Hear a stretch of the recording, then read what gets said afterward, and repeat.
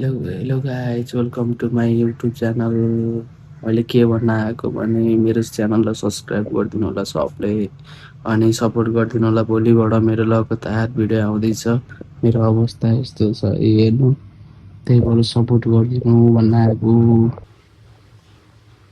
कस्तो छ गाइज होइन, यत्तिकै बसिरहेको छु घरमै। यत्तिकै हो दिनभरि बसिराख्ने घरमा, यत्तिकै मोबाइलहरू बस्यो, काम छुइनँ, यति घरमै दिन जान्छ, केही गर्न सकिनँ। अनि त्यही नै हो, सबले माया गरिदिनु होला। अबदेखि अब कस्तो भिडियो चाहिन्छ सबैले भन्नु होला, अनि त्यसपछि चाहिँ म चाहिँ भन्छु अनि गर्छु। हजुरहरूले भन्नुभएको सब गर्छु होइन।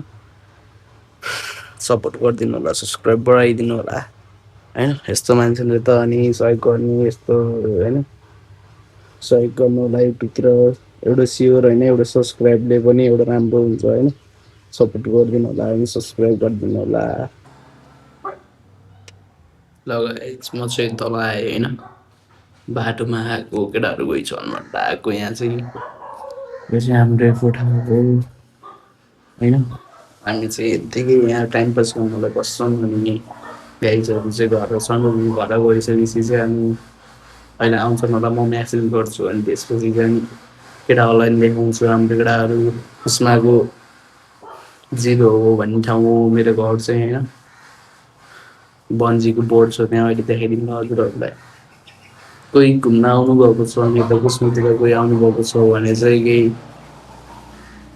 बन्जी चाहिँ यहीँ कुस्मा भन्ने ठाउँबाट जाने हो।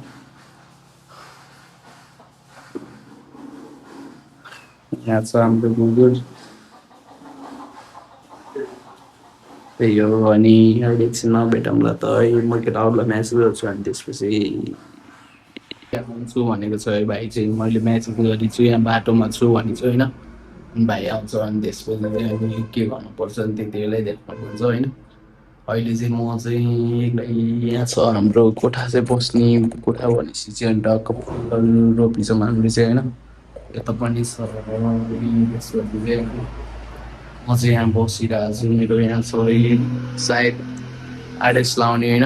यसले गर्दाखेरि मलाई जहाँ पनि हिँड्न सक्छु होइन, एउटा खुट्टा नभए पनि। तर ठिकै छ, खुसी हुनुपर्छ जिन्दगीमा जति जस्तो भएको छैन। अहिले भेटौँला भाइ आइहाल्छ। धेरै कहानी छ गाइज। अनि त्यसपछि चाहिँ कसरी एक्सिडेन्ट भएको भनेर सोध्नु होला सबैजनाले, अनि कसरी खुट्टा फाल्न परेको भनेर सोध्नु होला। मेरो चाहिँ बागलुङ लाइसेन्स निकाल्ने जाने बेला चाहिँ एक्सिडेन्ट भएको, बसले हानेको रङ साइडमा आएर होइन।